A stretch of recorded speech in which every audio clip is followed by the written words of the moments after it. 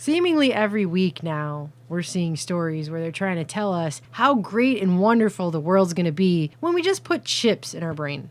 It's not like life was ever perfect or simple, but you're going to pretty much long for the simple times. At least I will be. They've already talked about pretty seriously how your brain could be the new ultimate password because passwords aren't secure. Hackers and algorithms can guess them and you can't remember them. So they're just going to read your neurosignatures, and those are going to be truer than any PIN number or 20-digit random character that, could be come up with. And they won't even stop at the RFID chip we've been hearing about for decades now, the mark of the beast, where everyone's going to have it to buy and sell, as creepy as that is. But of course, they're getting to the point, and they've been working on this for so long, but now they're pushing it publicly, you understand, having microchips inserted in the brain to enhance, quote unquote, your cognitive abilities and to tap into your brain to read and write neural code. Right now in the news is a guy named Brian Johnson from Kernel who's pitched in $100 million or so of his own money, and he's determined to get these brain chips happening in the next 10 to 15 years. Of course, he's got to be working with DARPA and related agencies, but they are making a serious push. I mean, the guy has gone full Kurzweil, and you never go full Kurzweil. Look at his TED Talk hands. People like this guy, they always go off on this topic like there's no possible downsides to this technology at all. That it's all going to be amazing when we all plug our brains right into our computers. And what could possibly go wrong? Apparently nothing could go wrong. This guy, Brian Johnson, with the most generic name on the planet, he literally said, quote, "The bigger question is this working on a luxury or a necessity? I don't understand what we're so scared of losing." He doesn't get it. He doesn't get what the downsides would be. He thinks this should be the singular focus of the human race, to hack and decode the brain and put a computer chip in it so AI and advanced computing systems can direct us, can change our memories.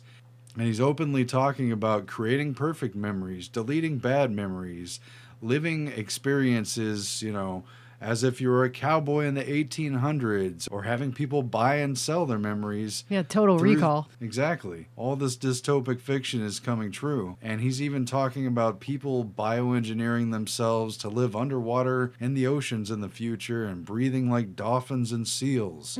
Never mind, he doesn't say how that's even going to remotely be possible just because you stuck a chip in your brain, that you can somehow withstand those depths. And it's ridiculous. But the creepiest part is that they're trying to push this on the public. They're trying to make it sound trendy. And the guy's literally talking about how this is going to be a democratized technology like smartphones.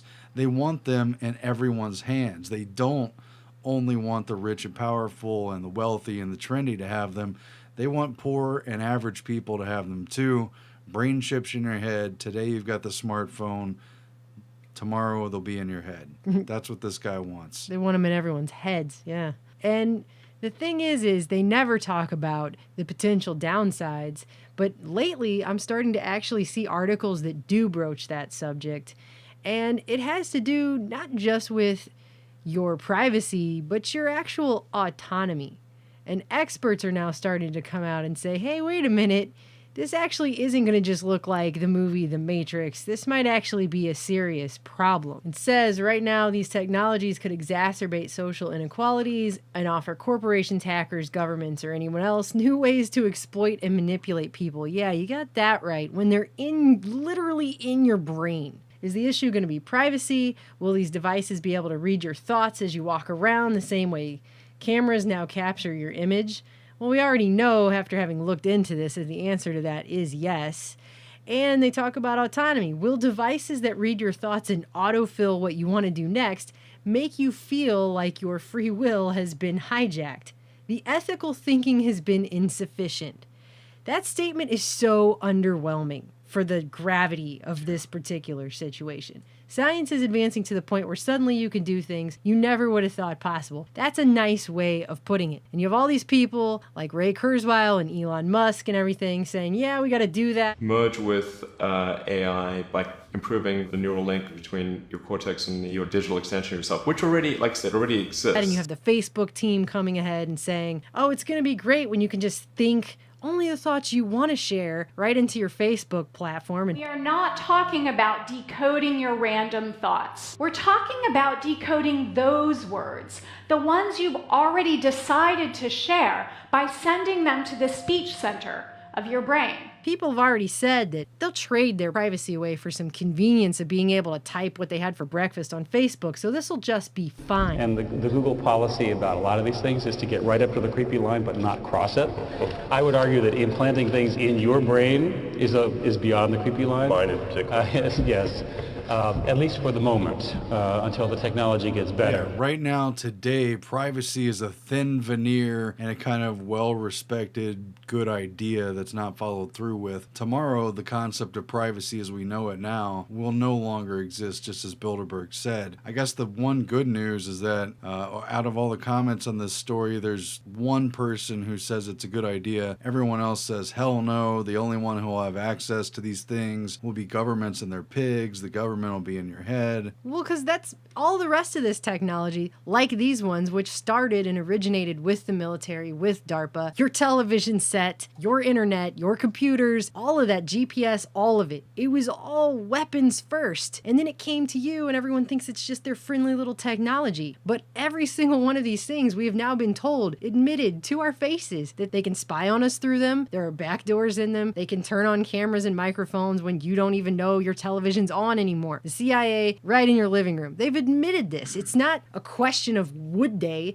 it's a question of when are they? When aren't they? We don't know. That's how this technology works. So is it even really a leap then to say, what about when it's in my body and in my brain? It shouldn't be. And yet you read these articles and you have people saying things like, if you can read out the activity of people's brains and decode it, that's a much bigger threat to privacy. Again, this is the kind of statement, I mean, really? Did that even... We should be well beyond that in the conversation, and we're not. And they're coming up now. People at Davos, like I've mentioned this before in a prior video, they're coming out with phrases now where they're talking about cognitive liberty and the freedom of thought, because it's not automatically assumed just because you have a First Amendment right to free speech, or your Fourth Amendment or your Fifth Amendment right not to incriminate yourself. Well, those are all things that have to do with what they claim is written words and spoken words, not your thoughts. So what these experts are coming out now saying is that legally there are no protections built in for the information in your brain. So if someone can access that remotely in your subconscious, thoughts you might not even know you're having, these are the kind of panel discussions people at Davos are having as to whether or not that information is sacred and private. And I feel like that should be a given, and yet they're now saying, no, clear distinction. We have to talk about whether or not we have a right to cognitive liberty. And that's not the conversation we should be having. And again, they're trying to sell this to people. They're trying to make it as trendy as smartphones, which they got rapidly into everyone's hands voluntarily. Someday they may force people to take this, but right now it's still voluntary, and that's creepy enough. But as this commentator points out,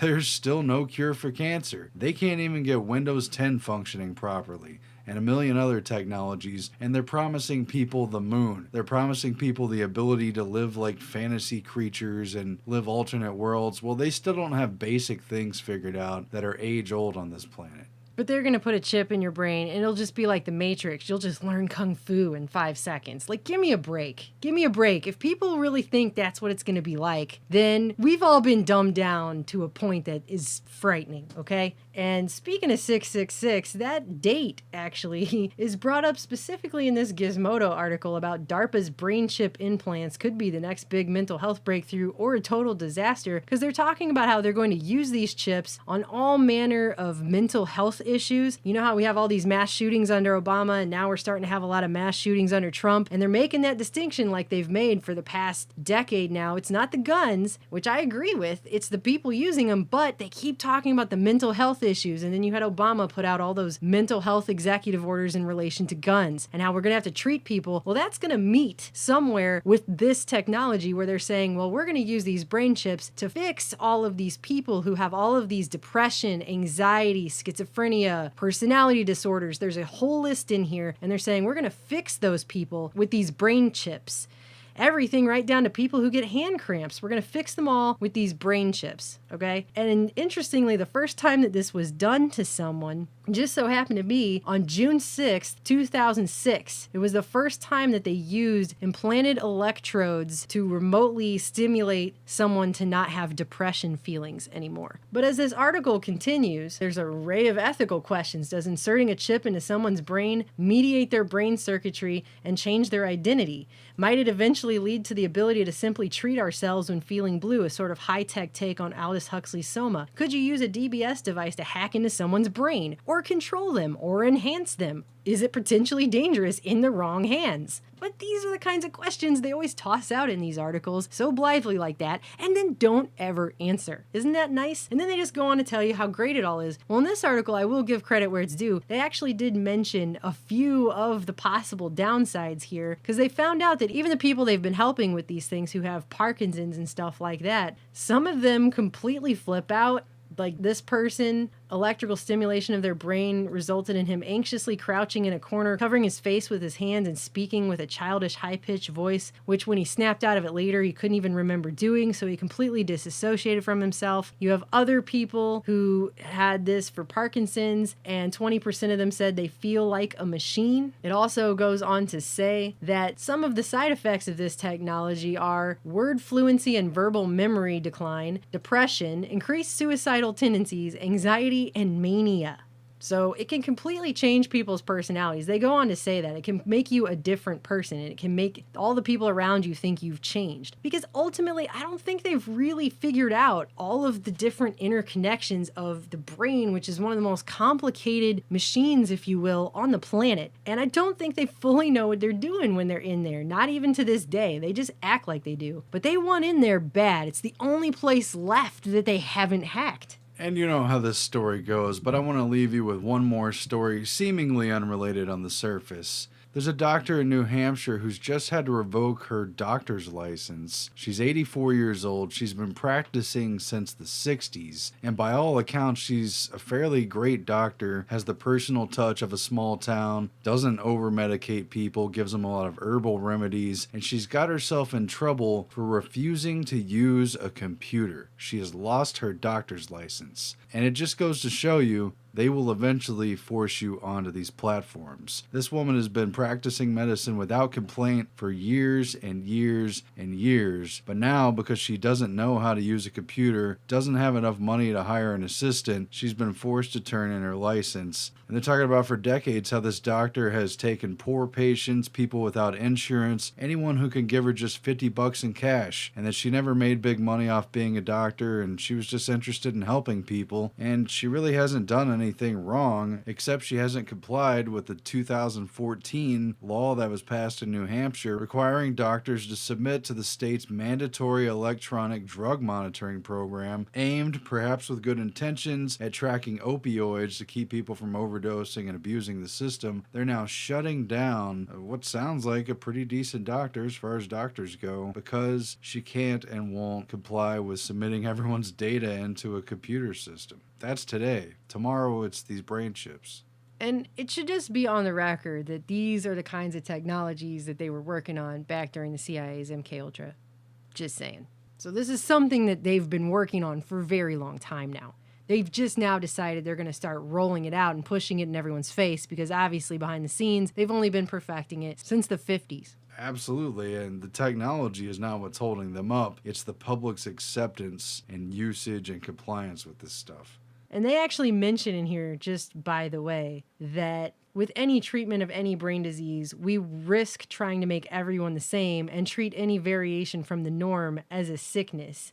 We want to have this magical thinking, but are we going to eradicate depression? We shouldn't, because being human means the full spectrum of experiences. And it goes on to say, in the extreme is that we will have a kind of neuroeugenics with only one correct brain, one right way of thinking. And it says, yeah, we're already moving towards that. Just a right way of being in society at large. That's kind of what consumer culture relies on. And so what's next? SpongeBob bucket helmets? I mean, that's the way they make this sound. Now activating helmet brain control devices.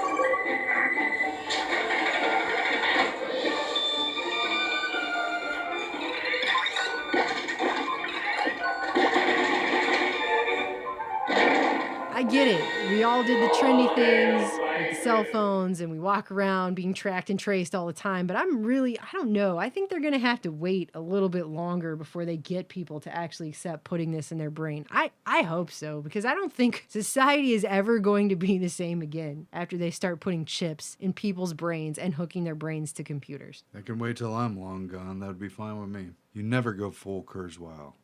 You need to make a t-shirt that says that.